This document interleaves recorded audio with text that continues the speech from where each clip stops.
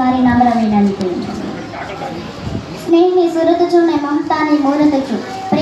પ્રેમની અમાપ સાગર જેવી લાટકવાઈ વેટી તણે જાત છું. સૃષ્ટિની ઉત્પત્તિથી લઈને આજ સુધી કુદરતે કોઈ હસતું ખેલતું અને નિષ્કામ નિસ્વાર્થનું સર્જન કર્યું હોય તે દીકરીનું છે. મિત્રો, જગત જનની જગદંબાના અવતાર સમય દીકરી તો દિલનો દીવો કહેવાય. દીકરી તો તુલસીનું પાવન છોડ કહેવાય. કરુણા, ત્યાગ અને પ્રેમની સાક્ષાત મૂર્તિ કહેવાય.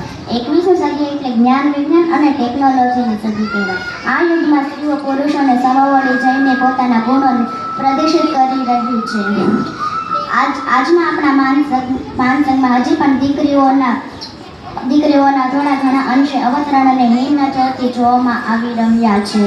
વૈદિક કાળથી લઈને સીતા, અહલ્યા, ગાર્ગી, અપાલા, લોપામુદ્રા જેવી અનેક સ્ત્રીઓએ ઉદાહરણરૂપ કાર્ય કરીને જગતને સ્ત્રી શક્તિનો પરિચય આપી દીધો છે. મિત્રો, દીકરી તો સમાજ છે, રાષ્ટ્ર છે, વિશ્વની ધરોહર દીકરી જ છે. આજે આપણા સમાજમાં જ્યારે જે હિંસાનો ભાવ ચાલી રહ્યો છે તેને બદલવો પડશે.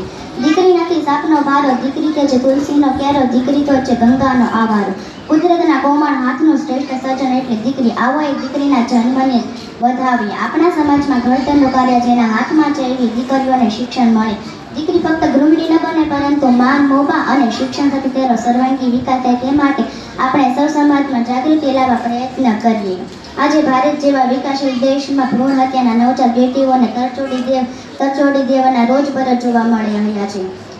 આજે અમુક સમાજમાં વિચિત્ર માનસિકતા સાથે દીકરીઓના જન્મ સાથે છેડા થઈ રહ્યો છે. ગંભીર વિચારવાની જરૂર છે. આજે પણ પોતાના પુત્ર માટે વહુ દરેકને જોઈએ છે પણ દીકરી નહીં. ઘરે દીકરીનો જન્મ થાય એ પસંદ નથી. શું વાત ગળે ઉતરવાની છે? દીકરી તો જન્મ જ્યોત છે, સંસ્કારોની સુવાસ છે અને બે કુળને કંચન બનાવનાર પાવનકારી પારસ મણી છે. આજે સરકાર દ્વારા અનેક યોજનાઓ બનાવી રહી છે.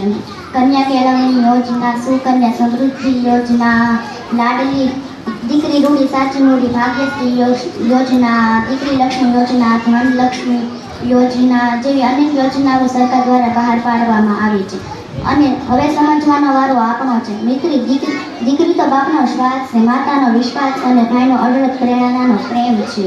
અને જે અંતમાં એટલું જ કહીશ કે સ્નેહની સરસી સર વાણી છું, માતા પિતાનો પ્રેમ અને પરિવારની રાણી છું. બેટી બચાવો, બેટી પઢાવો, બેટી સંગ હેત અને પ્રેમની લાગણી વાવો. અસ્તુ.